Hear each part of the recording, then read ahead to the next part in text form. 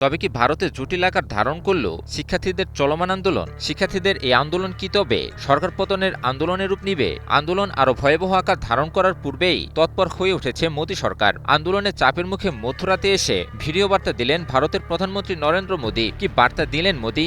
Friends, मैं जानता हूं कि पेपर लीक ये कोई मामूली विषय नहीं है।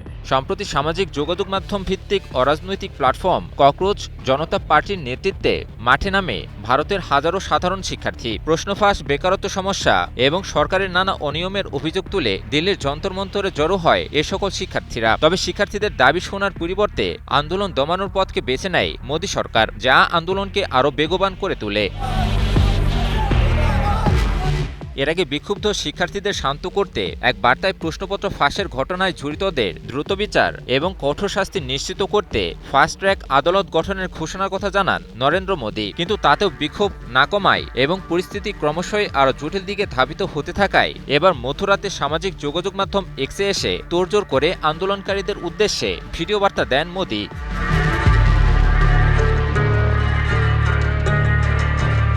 ওই ভিডিও বার্তায় নরেন্দ্র মোদী বলেন, আমি জানি প্রশ্ন ফাঁস কোনো সাধারণ বিষয় নয়। এটি লাখ লাখ শিক্ষার্থী ও তাদের পরিবারের জন্য অত্যন্ত কষ্টের। তাই গত আড়াই মাসে সরকার একাধিক পদক্ষেপ নিয়েছে। তিনি জানান, দোষীদের গ্রেপ্তার করে জেলে পাঠানো হয়েছে। পাশাপাশি শিক্ষার্থীদের একটি শিক্ষাবর্ষ যাতে নষ্ট না হয় সেটিও সরকারের অন্যতম বড় দায়িত্ব ছিল। তাই দ্রুত পরীক্ষা নেওয়ার ব্যবস্থা করা হয় এবং প্রায় 22 লাখ শিক্ষার্থীর পরীক্ষা আয়োজন করতে সরকার সর্বোচ্চ চেষ্টা করেছে। মোদী আরও বলেন, ফাস্ট ট্র্যাক আদালত গঠনের জন্য তিনি সংশ্লিষ্ট দপ্তরগুলোকে নির্দেশ দিয়েছিলেন। বৃহস্পতিবার রাতেই সেই প্রস্তাব অনুমোদন হয়েছে। শুক্রবার মন্ত্রিসভার বৈঠকে বিষয়টি আলোচনা হবে। মন্ত্রিসভার মতামত নেওয়ার পর চূড়ান্ত রূপ দেওয়া হবে। আগামী সোমবার সংসদের দ্বিতীয় সপ্তাহ শুরু হলে যত দ্রুত সম্ভব এ সংক্রান্ত বিল পাশের চেষ্টা করবে সরকার। সংবাদ মাধ্যম এনডিটিভি এক প্রতিবেদনে এসব বিস্তারিত তথ্য তুলে ধরে। এর আগে নরেন্দ্র মোদীর প্রস্তাবিত ফাস্ট ট্র্যাক আদালত গঠনের প্রস্তাবকে নাকচ করে দিয়ে এটিকে শিক্ষার্থীদের মনোযোগ ভিন্ন দিকে সরানোর কৌশল বলে আখ্যায়িত করেন ককরোচ জনতা পার্টির মুখপাত্র আশুতোষ রাঙ্কা। এ সময় আন্দোলন চালিয়ে নেওয়ারও ইঙ্গিত দেন তিনি। অন্যদিকে ভারতের শিক্ষামন্ত্রী ধর্মেন্দ্র প্রধানের পদত্যাগের দাবিতে অনড় অবস্থানের কথাও ঘোষণা করেন ককরোচ জনতা পার্টি বা সিজেপির প্রতিষ্ঠাতা অভিজিৎ দীপকে। দাবি না মানলে সরাসরি সরকার পতনের ডাক দেয়া হবে বলেও সতর্ক করে দেন তিনি। এদিকে বিরোধী দলের প্রধান রাহুল গান্ধীও শিক্ষার্থীদের দাবির সঙ্গে সহমত পোষণ করেছেন।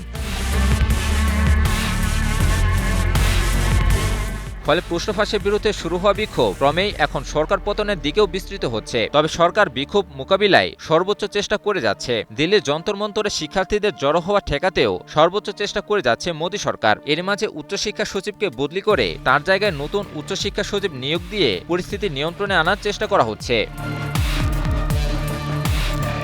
তবে মোদী সরকার কি এই আন্দোলন ঠেকাতে সক্ষম হবে, নাকি এই আন্দোলনই শেষ পর্যন্ত সরকার পতনের কারণ হবে, তা নিয়েই আন্তর্জাতিক মহলে চলছে চুলচেরা বিশ্লেষণ। কারণ দীর্ঘদিন ধরে মোদী সরকারের বিরুদ্ধে ভোট জালিয়াতি, অনিয়ম এবং অদক্ষতার অভিযোগ আনা হচ্ছে। বিভিন্ন সময়ে আন্দোলন দানা বাঁধলেও শেষ পর্যন্ত তা ঠেকিয়ে দেয় মোদী সরকার। তবে বিশ্বব্যাপী জেনজিদের রাজনীতি সচেতনতা আর অনিয়মের বিরুদ্ধে রুখে দাঁড়ানো যেভাবে বহু সরকারের পতনের কারণ হয়ে দাঁড়িয়েছে, সেভাবে ভারতের জেনজি শিক্ষার্থীদের আন্দোলনও শেষ পর্যন্ত সরকার পতনের কারণ হয় কিনা সেদিকে তাকিয়ে এখন পুরো বিশ্ব।